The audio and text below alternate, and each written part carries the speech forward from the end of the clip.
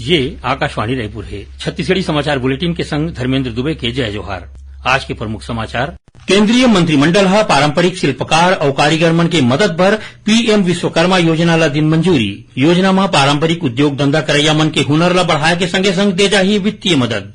मुख्यमंत्री हा आज जगदलपुर के पीजी कॉलेज परिसर में युवा मन संग करीन भेंट मुलाकात।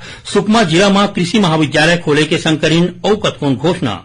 और राष्ट्रीय बाल संरक्षण आयोग हा प्रदेश में पाछू करीबन 4 साल में 39,000 लइका मन के मौत के मामला में जांच के दिन आदेश। अब समाचार विस्तार ले। केंद्रीय मंत्रिमंडल हा 13,000 करोड़ रुपया के पारंपरिक शिल्पकार और कारीगर मन के मदद बर पीएम विश्वकर्मा योजना ला मंजूरी दे है। केंद्रीय मंत्रिमंडल के बैठक के बाद नई दिल्ली में संचार और सूचना प्रौद्योगिकी मंत्री अश्वनी वैष्णव बताइन कि यह योजना के तहत शुरू में पारंपरिक उद्योग धंधा ला शामिल करे जाही, जेमा बढ़ई, डोंगा बनैया, सोनार, राजमिस्त्री, खिलौना बनैया, लोहार और कुम्हार शामिल है। ओमन किहिन के योजना में इखर मन के हुनर ला बढ़ाया जाही और मदद घलो दे जाही। सूचना और प्रौद्योगिकी मंत्री हा बताइन कि यह योजना में 5% के रियायती ब्याज में 1 लाख रुपया तक के कर्जा घलो दे जाही। ये योजना ले करीबन 30 लाख ले ज्यादा परिवार मन ला फायदा मिलही। मुख्यमंत्री भूपेश बघेल हा आज जगदलपुर के धर्मपुरा स्थित काकतीय पीजी कॉलेज परिसर में युवा मन संग भेंट मुलाकात करीन। इस मौका में मुख्यमंत्री हा कोंडागांव जिला में कुश्ती अकादमी और सुकमा जिला में कृषि महाविद्यालय खोले के घोषणा करीन। तो उन्हें नारायणपुर जिला में आउटडोर स्टेडियम और सेंट्रल लाइब्रेरी बनाए के संगे संग पीएमटी गर्ल्स कॉलेज में सीट मन के संख्या ला 50 ले बढ़ा के 100 करे के घोषणा करीन। युवा मन ले भेंट मुलाकात के दौरान मुख्यमंत्री हकीन कि बस्तर संभाग में शिक्षा, स्वास्थ्य और रोजगार के क्षेत्र में अब्बड़ बदलाव आए है। राष्ट्रीय बाल संरक्षण आयोग हा प्रदेश में पाछू करीबन 4 साल में 39,000 लइका मन के मौत के मामला में जांच के आदेश दे है। आयोग के अध्यक्ष प्रियंक कानूनगो आज छत्तीसगढ़ के मुख्य सचिव ला चिट्ठी लिख के पूरा मामला के जांच करवा के 7 दिन के भीतर आयोग ला रिपोर्ट भेजे बर कहे है। जानबा के मुताबिक छत्तीसगढ़ के प्रदेश भाजपा अध्यक्ष अरुण साव के अगुवाई में राज्य के 4 सांसद के दल राष्ट्रीय बाल अधिकार संरक्षण आयोग ला ज्ञापन देख के बताए रहीस कि राज्य विधानसभा में प्रदेश के उप मुख्यमंत्री टीएस सिंहदेव ढार ले दी गई जानकारी के मुताबिक छत्तीसगढ़ में जनवरी 2019 ले जून 2023 तक 5 साल तक के 39,000 लइका मन के मौत हो गए है। ज्ञापन में कहे गए है कि ये आंकड़ा ले स्पष्ट होथे कि राज्य सरकार हर नवजात शिशु मन ला स्वास्थ्य सुविधा देवाए में विफल रहे है। सांसद मन हा ए पूरा मामला के आयोग ला जांच कराए के मांग करे रहीन। बिलासपुर स्थित छत्तीसगढ़ उच्च न्यायालय परिसर में हुए स्वतंत्रता दिवस समारोह में मुख्य न्यायाधीश रमेश सिन्हा हा झंडा फहरा के परेड के सलामी लीन। ए मौका में उमन नवा बने विस्तार भवन और अतिरिक्त कोर्ट के रूप के संगे संग न्यायिक कार्यवाही के लाइव स्ट्रीम 22 जिला मन के ई सेवा केंद्र और ई गेट तीर के बारे में mobile app online recruitment application के उद्घाटन करीन। तो उन्हें यातायात ले जुड़े चालान बर अंबिकापुर, बिलासपुर, दुर्ग और जगदलपुर के वर्चुअल कोर्ट, न्यायिक विमर्श के सॉफ्टवेयर और 4 ठिन टेलीग्राम के चैनल घलो उद्घाटन करीन। प्रदेश के पेंशन पहुंचा मन ला जल्दी 42% महंगाई राहत देख बर मुख्यमंत्री हा मध्य प्रदेश के मुख्यमंत्री ला चिट्ठी लिखे है। इस बारे में प्रदेश के मुख्यमंत्री हा मध्य प्रदेश के मुख्यमंत्री ले सहमति पर जरूरी कदम उठाए के बात कहे है, जेकर ले छत्तीसगढ़ के पेंशन पवैया मन ला 42% महंगाई भत्ता दे जाए के कार्रवाई ला करे जा सके। जानबा के मुताबिक छत्तीसगढ़ के रिटायर सरकारी अधिकारी कर्मचारी मन ला 42% महंगाई राहत पाछू 1 जुलाई ले दे के फैसला ले गए है। एकर कागजी काम बर मध्य प्रदेश पुनर्गठन अधिनियम के तहत दोनों राज्य के बीच सहमति होना जरूरी है। छत्तीसगढ़ी समाचार बुलेटिन आप मन आकाशवाणी रायपुर ले सुनत हो। छत्तीसगढ़ के खबर ले है आपकी वास्ता और खबर के विश्वसनीयता ले है हमार वास्ता।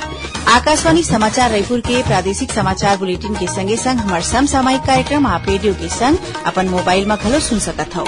आकाशवाणी समाचार फेसबुक, ट्विटर और यूट्यूब में घलो हावय। हमार फेसबुक पेज हरे Chhattisgarh news on AIR, Twitter handle CGAIR news और हमार यूट्यूब चैनल हरे छत्तीसगढ़ AIR न्यूज।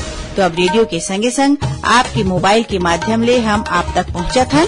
छत्तीसगढ़ के हर खबर पर सुनत रहो आकाशवाणी समाचार। और अब आगू बढ़ो बाकी समाचार को थी। पूर्व प्रधानमंत्री भारत रत्न अटल बिहारी वाजपेयी के आज पुण्यतिथि है।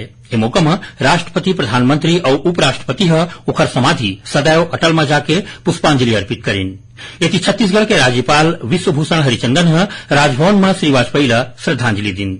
भाजपा के राष्ट्रीय उपाध्यक्ष और प्रदेश के पूर्व मुख्यमंत्री डॉक्टर रमन सिंह उमर ला श्रद्धांजलि देवत कहीन कि छत्तीसगढ़ राज्य बनाए के सपना ला श्री वाजपेयी साकार करीन।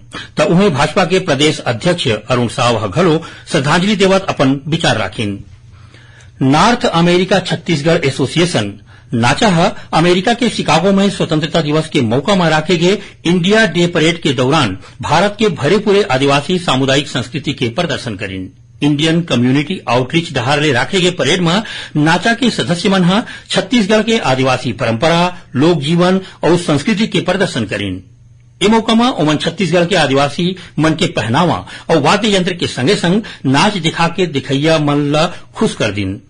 वेशभूषा ला दुर्ग जिला के लोक कलाकार रिखी छत्री डहारले तैयार करे गे रहीस। मुख्यमंत्री अमेरिका में रहैया जम्मो भारतीय मन ला भारत के 77वां स्वतंत्रता दिवस के बधाई दे हवै। रायपुर जिला प्रशासन मिसल बंदोबस्त ऑनलाइन पोर्टल शुरू करे है। ए पोर्टल ले अब लोगन मन खुद के भुइयां के रिकॉर्ड मोबाइल फोन में देख के डाउनलोड कर सकी। ए पोर्टल में बछर 1929 ले 1945 के जुन्ना मिसल बंदोबस्त रिकॉर्ड घलो हवै। रायपुर कलेक्टर डॉक्टर सर्वेश्वर भूरे बताइन कि लोगन मन ला कागजात भर ऑफिस के चक्कर लगाए बर पड़त रहीस, फिर अब ऑनलाइन रिकॉर्ड मिले ले काम सरल हो जाही। पोर्टल में गांव के नाव, खसरा नंबर और किसान के नाव लिखे ले पूरा जानबा मिल जाही।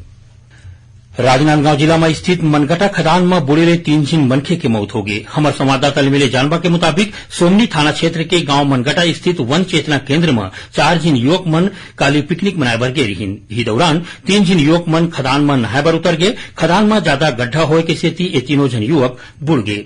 बाहिर खड़े युवक घटना के जानबा पुलिस ल दिन। पुलिस के टीम सूचना मिले के बाद गोताखोर मन की मदद ले ये तीनों झन युवक के शव ला बरामद कर ले है।